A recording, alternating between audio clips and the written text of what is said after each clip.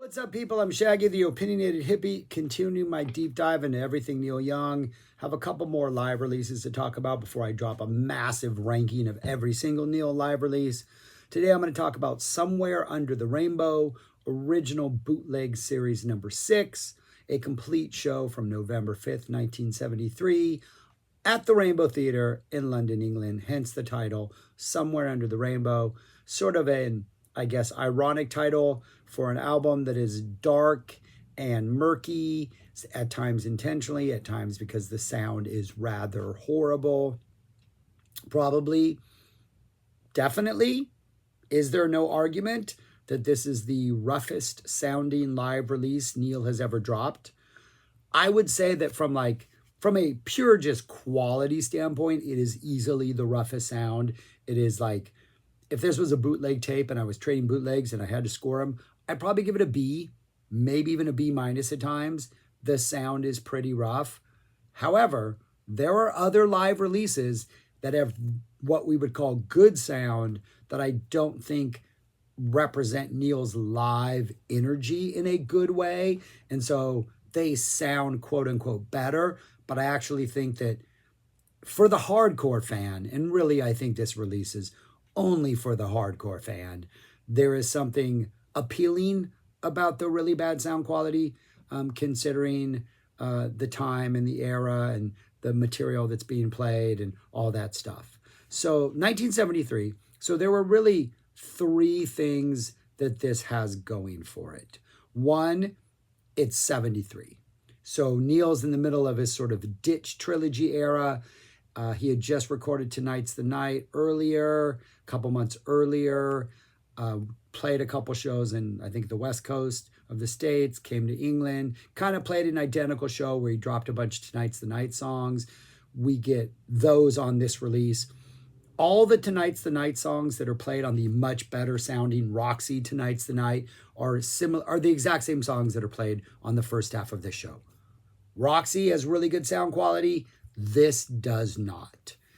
But what it has going for it is this is probably Tonight's the Night is the ditch within the ditch trilogy. Time fades away. We're driving into the ditch. Tonight's the Night. We're fully in the ditch on the beach. We're kind of, maybe there's some sunlight and there's a reason to leave the ditch. That's how I would maybe categorize those albums. So we're in the ditch.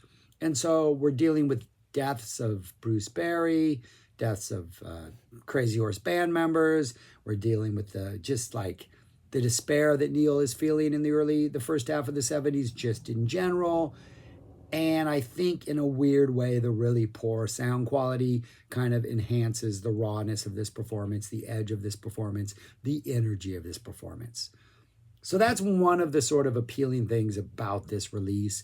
If you're really, really into Neil and you really, really like this era of Neil, that I think there's something kind of interesting about this release. Performances are fantastic. The band is fantastic. This is the Santa Monica Flyers. So we have Ben Keith, Nils Lofgren, Talbot and Molina, and Neil Young, of course.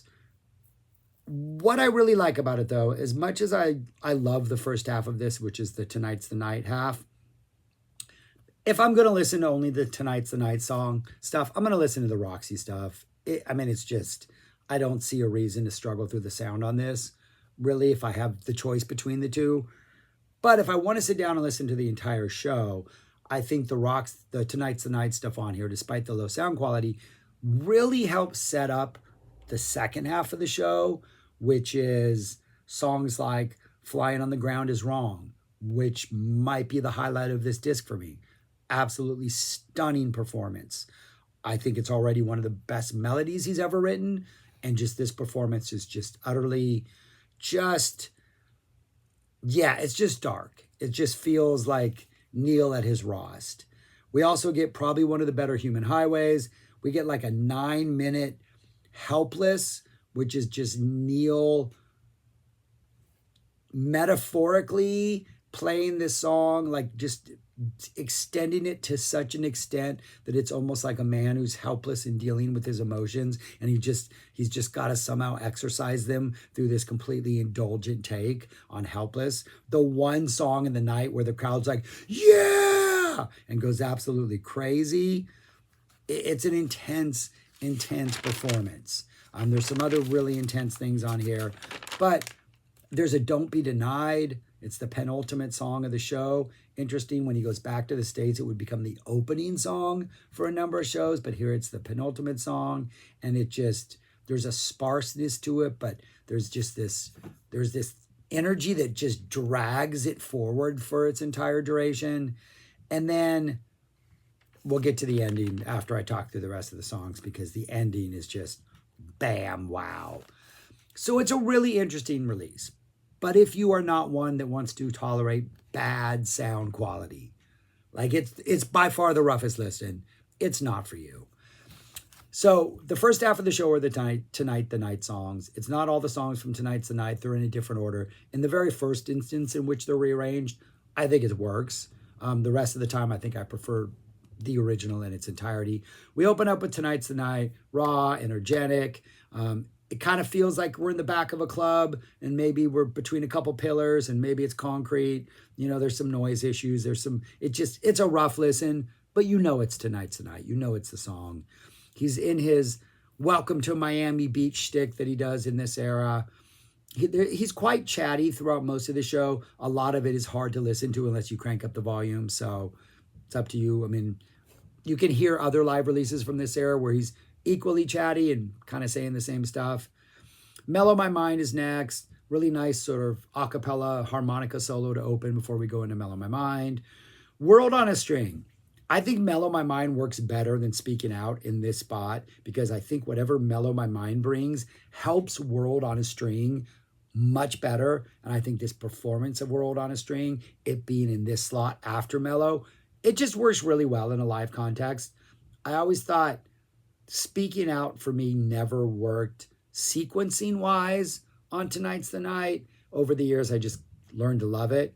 But I think Mellow My Mind is like, this is the way it should have been. I don't think it works on the end of the side. It works better here. We get World on a String, which just sounds great. It sounds like Neil's really leaning into this, almost like he's trying to distance himself from like whatever Mellow My Mind is, and he's trying to like just bring a little bit of energy. There's this propulsive, hazy drive to this entire song. Just love the overall tempo. Just love the energy. Then we get Speaking Out. The guitar playing in this is fantastic. The guitar, both Nils and Neil are just fantastic throughout this whole thing. This is really kind of tapping into like that woozy sort of Tonight's the Night vibe. Albuquerque sounds woozy and wary and kind of sloppy, but intentional. Sounds like we're just driving late at night and we can barely keep it together, but we are keeping it together, which is cool, which might just be a metaphor for what Neil was going through in general, in this era of his life. We get a New Mama. Lights, just the very pop, plucky guitar playing, acoustic guitar playing, really bringing that bump, just gorgeous. The a cappella ending with just the vocals, absolutely gorgeous. There's just a lot of really gorgeous moments in here. And I think Mellow My Mind is definitely a calmer song than some of the others, but it doesn't really, I don't know, there's not something beautiful about it because it does feel a little hazily indulgent in like a not a healthy way. So when you get Tonight's the Night, Mellow My Mind, World and String, Speaking Out, Albuquerque, there's a haze to all of those that I think New Mama kind of cuts through, kind of lets the sun shine through in a little bit of a way that's good. Then we get a really big country woozy version of Roll Another Number for the Road, some nice slide work, some piano work, very country.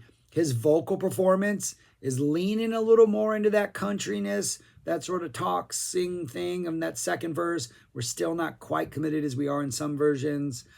We get a really nice, at one point, I think it's right as we finish the second verse or at some point, we get a really nice full piano run that's really sweet. This is the one that sort of has the full country reprise at the end of it.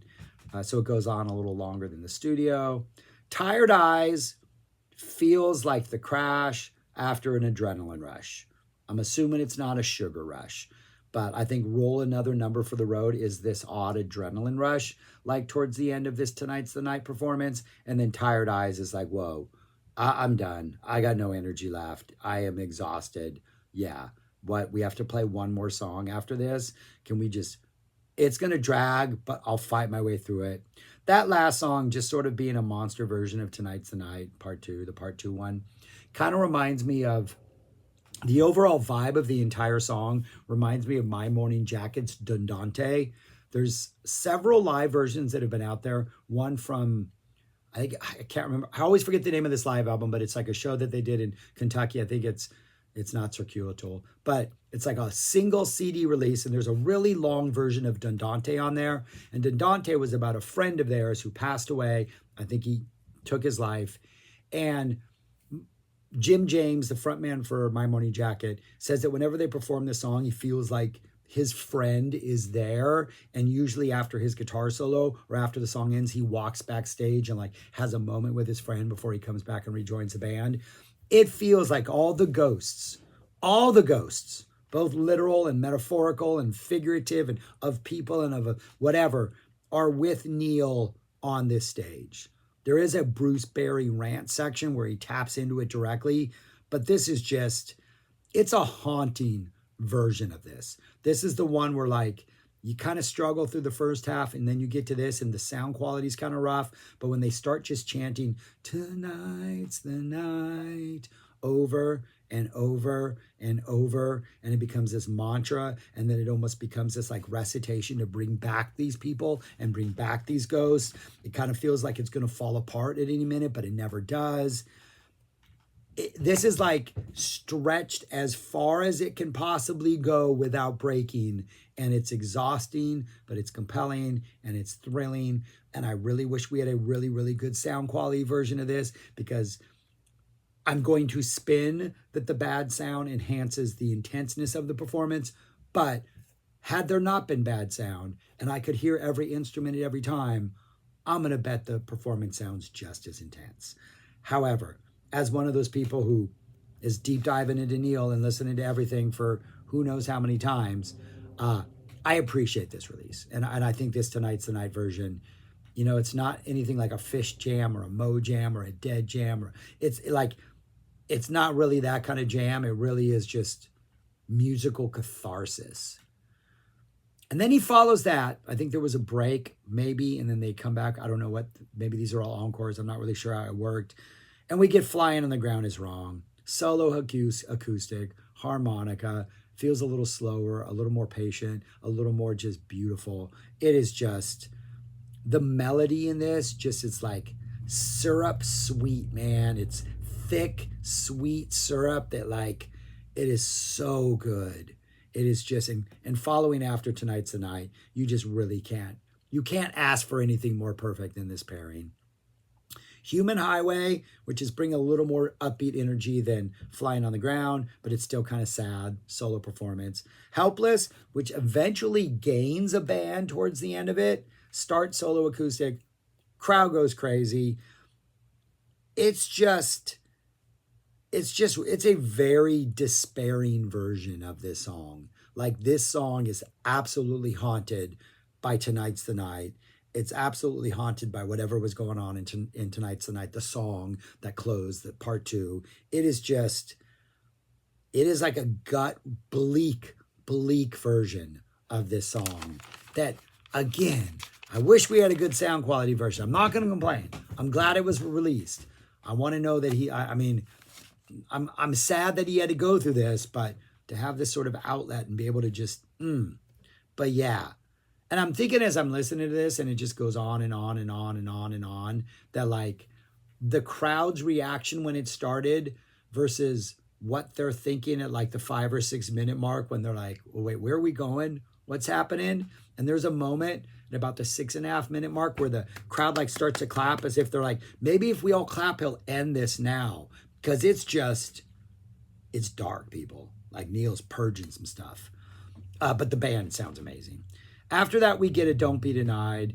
I think, and this may be a sound quality issue, I'm pretty sure the beginning is just guitar and voice. Dun, dun, dun. And then the band kind of slowly comes in, and then it just takes on this almost slow pound that just absolutely works.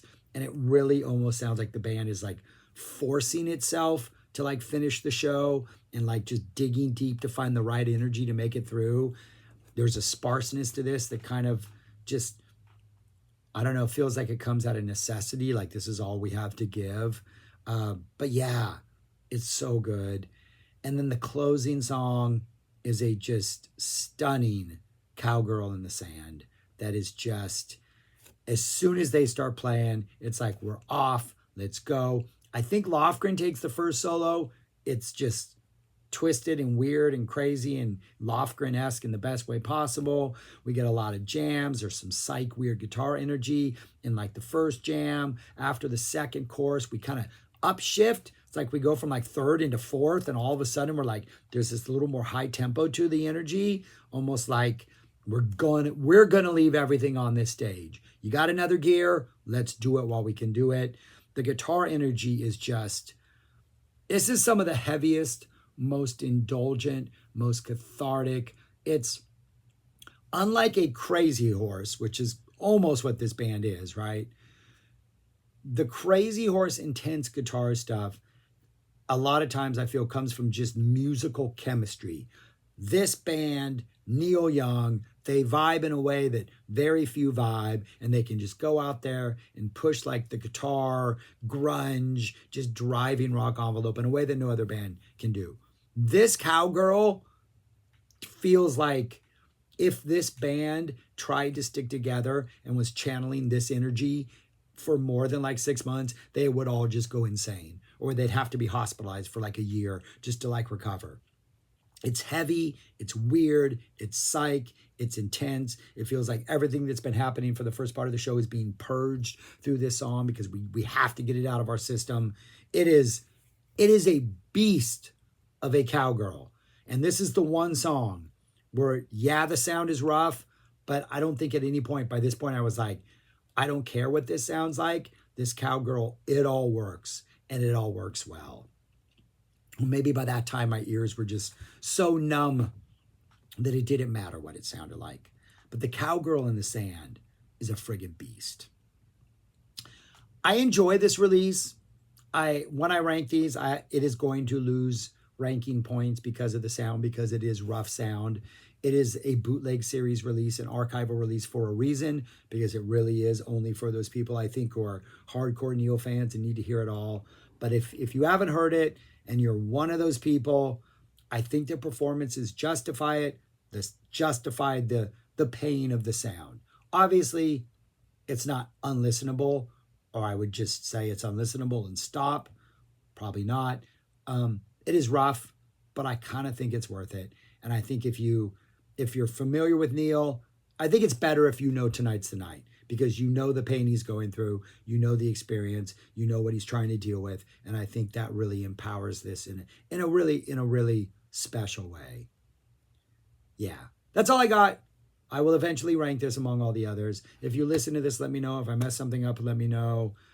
Subscribe, like, share, comment. I got a couple more Neil Young releases to talk about, and probably another studio one. I'm sure he's going to drop a new one before the year is out, so that will happen. But I'm done. Thanks for watching. Peace. Talk to you later.